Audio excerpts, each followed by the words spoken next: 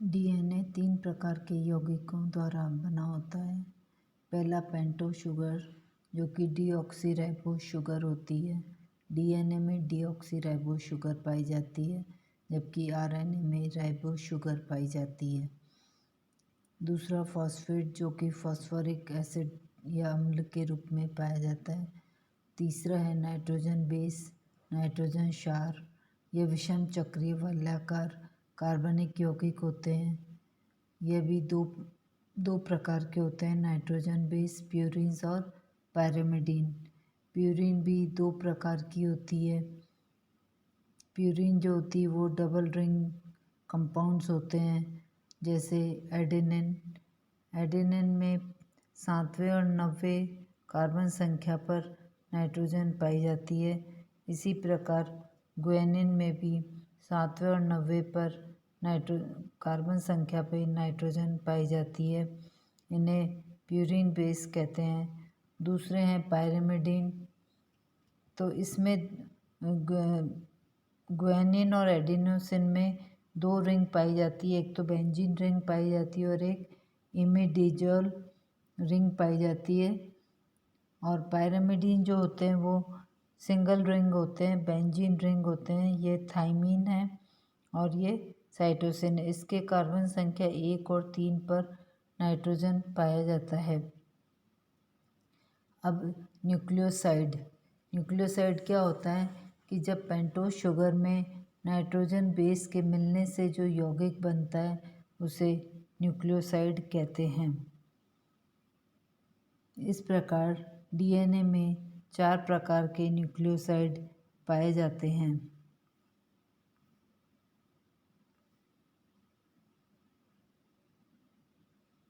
क्योंकि 4 प्रकार के नाइट्रोजन बेस होते हैं, जैसे एडेनिन,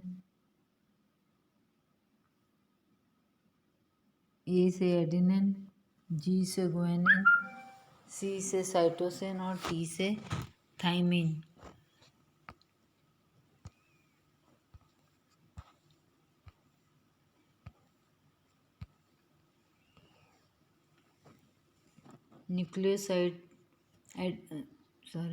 डीऑक्सीराइबोस शुगर में एडेनिन के मिलने से डीऑक्सी एडिनोसिन न्यूक्लियोसाइड बनता है।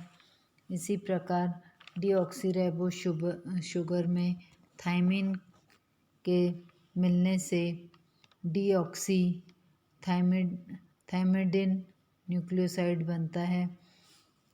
और डीऑक्सीराइबोस शुगर में थाइमीन के जुड़ने से डीऑक्सी थाइमिडिन न्यूक्लियोसाइड बनता है। और डीऑक्सीराइबोस शुगर में साइटोसिन के जुड़ने से मिलने से डीऑक्सी साइटिडिन न्यूक्लियोसाइड बनता है। अब है न्यूक्लियोटाइड। न्यूक्लियोसाइड में जब फॉस्फोरिक एसिड जुड़ता है तो उसे न्यूक्लियोटाइड कहते हैं। इस क्रिया में फॉस्फोरिक एसिड शर्करा के कार्बन अणु संख्या 5 या 3 पर जुड़ा रहता है। एक न्यूक्लियोसाइड तथा फॉस्फोरिक एसिड का संघनन उत्पाद न्यूक्लियोटाइड कहलाता है। अर्थात एक फॉस्फेट, एक पेंटोस शर्करा तथा एक नाइट्रोजन क्षार अणु के संयोजित रूप को न्यूक्लियोटाइड कहते हैं।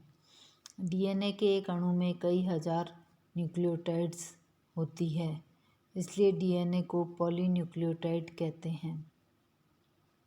चूँकि डीएनए में 4 प्रकार की नाइट्रोजन क्षारें होती है, अतः न्यूक्लियोटाइडें भी 4 प्रकार की होती है। चारों प्रकार की न्यूक्लियोटाइडों में फॉस्फेट तथा शर्करा के अणु एक जैसे होते हैं, केवल नाइट्रोजन क्षार भिन्न होती है।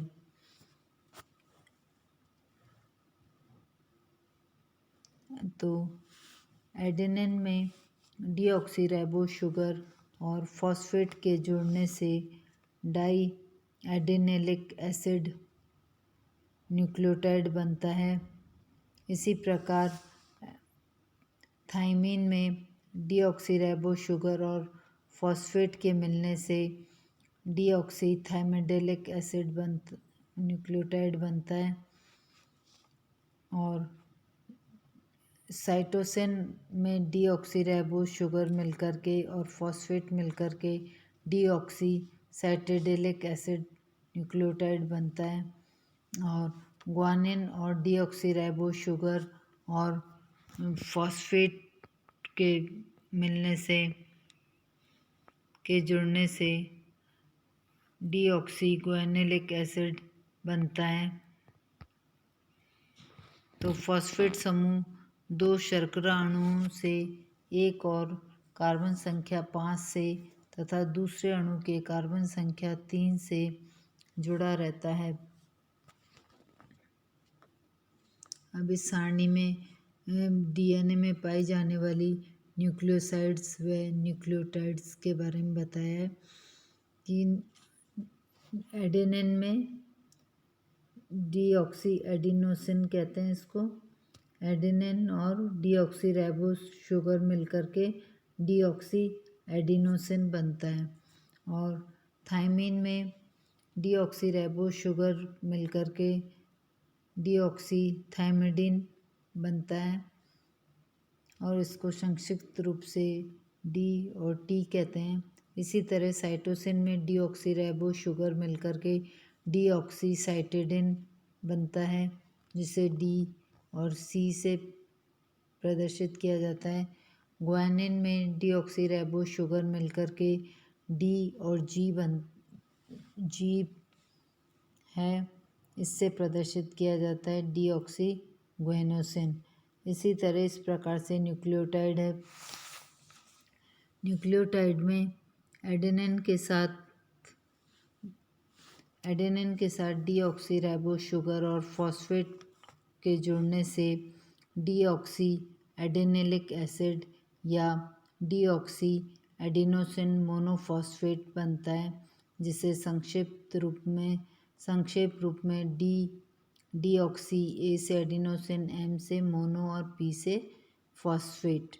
इसी तरह थाइमीन में डीऑक्सीराइबोस शुगर जुड़कर और फॉस्फेट के जुड़ने से डीऑक्सी थायमिडिलिक एसिड या थायमिडिन मोनोफॉस्फेट कहते हैं। इसे टीएमपी थायमिडिन मोनोफॉस्फेट या small D deoxy thymidine monophosphate के रूप में प्रदर्शित किया जाता है। अब है साइटोसिन के साथ डीऑक्सीराइबोस शुगर और फॉस्फेट के जुड़ने से डीऑक्सी साइटेडेलिक एसिड या डीऑक्सी साइटेडेलिक मोनोफॉस्फेट न्यूक्लियोटाइड बनता है जिसे DCMP के रूप में प्रदर्शित किया जाता है। डी से डीऑक्सी, सी से साइटोसिन, एम से मोनो और फॉस्फेट। इसी प्रकार ग्वेनिन डीऑक्सीराइबोस शुगर और फॉस्फेट के जुड़ने से डीऑक्सी ग्वेनिलिक एसिड या डीऑक्सी ग्वेनोसिन मोनोफॉस्फेट न्यूक्लियोटाइड बनता है जिसे DGMP के रूप से प्रदर्शित किया जाता है। डीऑक्सी ग्वेनोसिन मोनोफॉस्फेट इसका शॉर्ट फॉर्म है। इस प्रकार से ये 4 प्रकार के न्यूक्लियोटाइड्स बनते हैं। अब है पॉलीन्यूक्लियोटाइड। पॉलीन्यूक्लियोटाइड क्या होता है कि डीएनए अणु की एक इकाई न्यूक्लियोटाइड कहलाती है। डीएनए अणु में असंख्य न्यूक्लियोटाइड होते हैं जो आपस में जुड़े रहते हैं तथा न्यूक्लियोटाइड के जुड़ने से बनने वाली रचना को पॉलीन्यूक्लियोटाइड कहते हैं। पॉलीन्यूक्लियोटाइड बनने के समय 2 न्यूक्लियोटाइड एक फॉस्फोरिक एसिड द्वारा जुड़े रहते हैं। फॉस्फोरिक अम्ल एक न्यूक्लियोटाइड के शर्करा के कार्बन अणु संख्या 3 से जोड़ता है तथा दूसरे न्यूक्लियोटाइड की शर्करा के कार्बन अणु 5 से जुड़ा रहता है। इस प्रकार के बंध को 3,5 फॉस्फोडाइएस्टर लिंकेज कहते हैं। इस प्रकार पॉलीन्यूक्लियोटाइड में असंख्य न्यूक्लियोटाइड 3,5 फॉस्फोडाइएस्टर लिंकेज से जुड़े रहते हैं।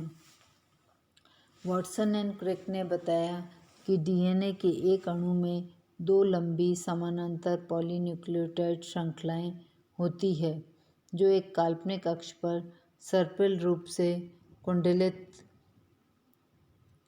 रहती है। दोनों श्रृंखलाएं अपने नाइट्रोजन क्षारों के मध्य विद्यमान सहसंयोजक हाइड्रोजन बॉन्ड द्वारा संयोजित रहती हैं। एक पॉलीन्यूक्लियोटाइड श्रृंखला की प्यूरीन दूसरी श्रृंखला की पिरिमिडीन तथा इसी प्रकार प्रथम श्रृंखला की पिरिमिडीन दूसरी श्रृंखला की प्यूरीन से हाइड्रोजन बंध द्वारा जुड़ी रहती है, जो इस चित्र से प्रदर्शित किया जा रहा है। इसमें जो नाइट्रोजन बेस है वो जैसे एडेनिन में 2 हाइड्रोजन बॉन्ड होते हैं थायमिन से जुड़ने के लिए, इसी प्रकार गुआनिन जो होता है वो 3 हाइड्रोजन बंध द्वारा साइटोसिन से जुड़ा रहता है। इसमें एडेनिन सदैव थायमिन से तथा गुआनिन सदैव साइटोसिन से संयोग करती है। यही कारण है कि चेरगेफ ने भिन्न भिन्न स्रोतों से प्राप्त डीएनए के रासायनिक विश्लेषण में ए की मात्रा सदैव टी के व सी की मात्रा जी के बराबर पाई। इस प्रकार एक पॉलीन्यूक्लियोटाइड के क्षार क्रम से दूसरी श्रृंखला के क्षार क्रम का सहज ही निर्धारण किया जा सकता है। प्यूरीन व पिरिमिडीन क्षारों की निश्चित बंधुता के कारण डीएनए के एक अणु में एक अणु की दोनों श्रृंखलाओं की एक दूसरे से पूरक माना जाता है।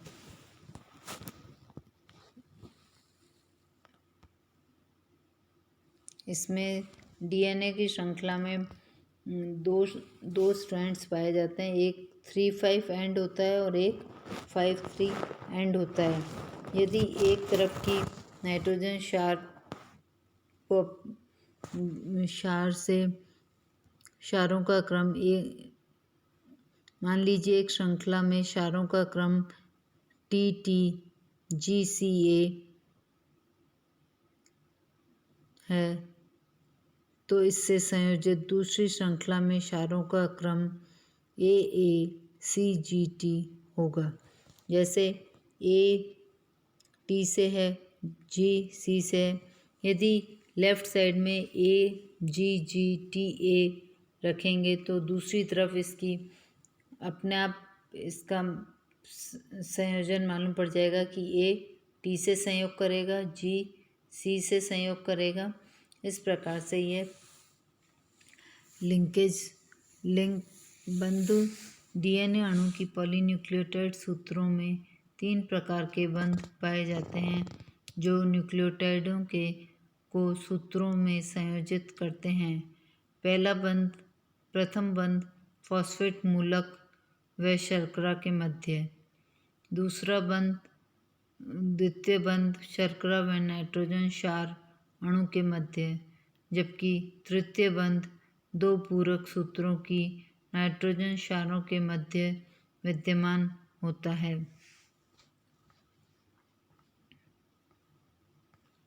यह स्ट्रक्चर है पॉलीन्यूक्लियोटाइड चेन का।